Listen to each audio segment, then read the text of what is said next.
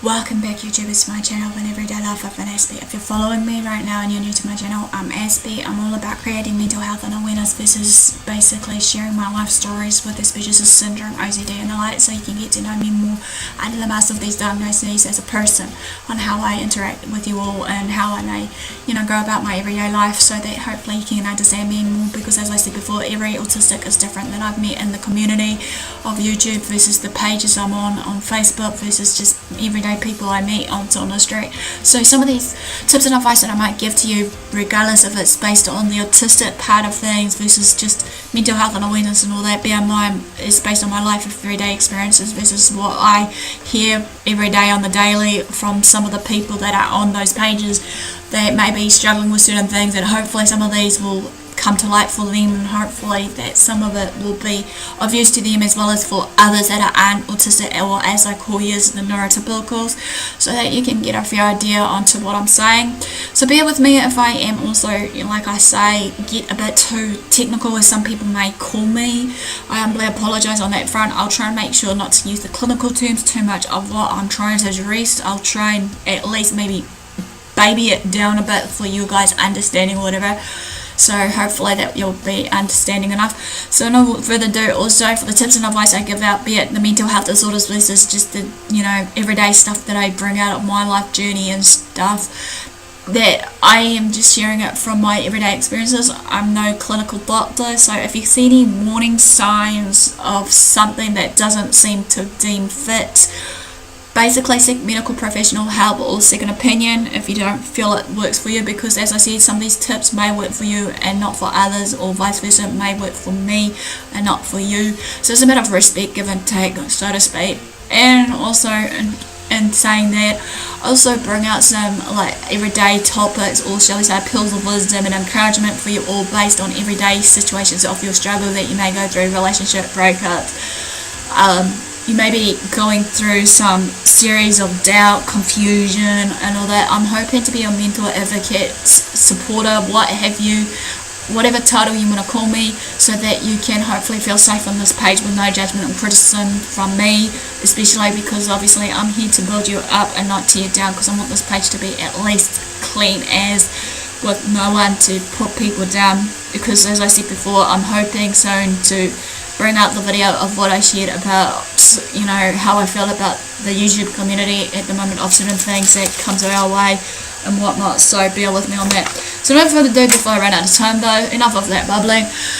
I'm doing the how-to guides at the moment, step by step, before I do that Asperger's syndrome and series and the ADHD and series. So therefore this one's a how-to guide of how to calm your autistic child, basically when they are feeling overwhelmed and everything else, with these tips and advice. So hopefully these will come effective for you guys, and if some of these don't work the first time, don't be afraid to keep repeating these processes until you feel deemed fit and appropriate, because like I said, every technique is different. But if I missed any techniques as we're going along this series, as you're journeying with me, feel free to comment below, so that hopefully I challenge you guys to actually put in some coping techniques, so that hopefully we can engage and obviously give light to others that are struggling with certain things, be it someone that is having those meltdown crises or whatever it may be, so that we can go with it. So let's begin. This is the last part of how to calm an autistic child, and this is method 3. You can calm the child. This is method 3 is calming the child using vestibular stimulation exercises. Okay, what I mean here, basically here, for number 1 is understand how vestibular stimulation exercises work. The vestibular system is the system that contributes to balance and sense of spatial orientation. Vestibular exercises help to calm the child down using swinging or rocking motions. So another one is here for tip here. Repetitive motions soothe and refocuses the child's attention on their physical sensation. And number 2, swing back and forth.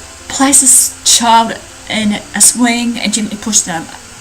Adjust the swing speed, slowing down or speeding up until the child is calm.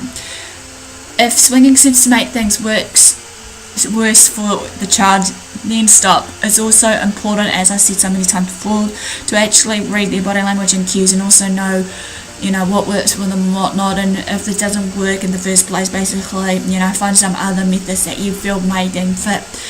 Tips here: Also, it's maybe a good idea to install it in the indoor swing to best incorporate the technique that you want, and so this can be accessed no matter what the weather is. And another tip, some children can swing themselves. In this case, gently suggest they can go to their swing and just swing up and down and do their thing on the swing to have fun. Last but not least, from memory, is twirl the child in a chair.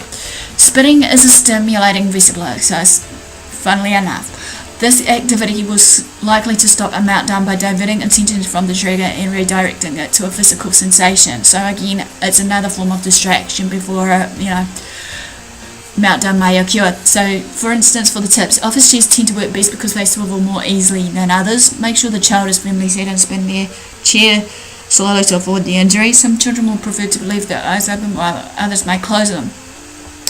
Okay, just to bear in mind before I end this though, that even though I forgot to add them in the right part of the series on this, the one how to calm down a child with the meltdowns or what have you.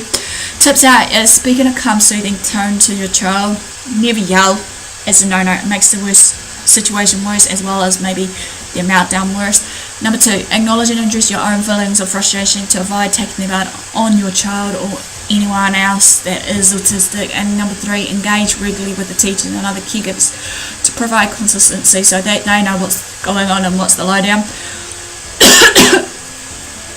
Okay, some warnings to bear in mind also before I end this is approach your child cautiously. If they are flailing or throwing things during their meltdowns or what have you, or if they might feel cornered, they might accidentally hurt you, but they don't mean to, basically. As I said before, sometimes when it comes down to meltdowns, it can lead to the high point of self-harming themselves or others around them. It's just a matter of treating with care, basically, and caution, of knowing when to intervene and not, and also maybe seeking outside help if you can't control the child or manage their meltdown or whatever it is that caused it in the first place. If you are concerned your child may hurt themselves or others around them, or even if you become overwhelmed and you don't know what to do, maybe ask someone else for help. It's always best to have second opinion on this so that you know how to go about it. So this basically ends how to come and assist a child method 3. Comment a like for thumbs up to show that you're engaging. Feel free to comment below if I missed any tips or techniques there that you guys feel that fits and works for you. Feel free to follow me on Twitter, Facebook, AspieAnswersAll. Feel free to subscribe to my channel if you haven't done so already. Feel free to also just basically share these videos around. So in all for the do, guys, thanks for your support. Do what you love what you do. Until next time, I'll see you again soon.